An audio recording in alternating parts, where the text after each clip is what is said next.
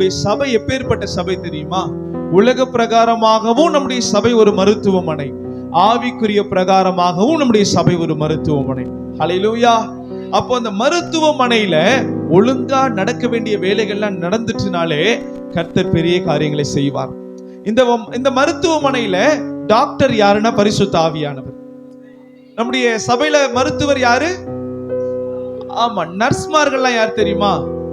சொல்லுங்க, நீங்க தான் நர்ஸ்மார்கள். பக்கத்துல கைகளை பிடிச்சு சொல்லுங்க, இங்க நிறைய நர்சஸ் உட்கார்ந்து இருக்கிறீங்க. பிரைஸ் காட், ஹல்லேலூயா.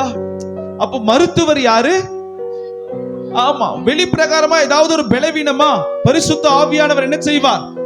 நர்ஸ் மூலியமா விடுதலை தருவார். அல்லேலூயா.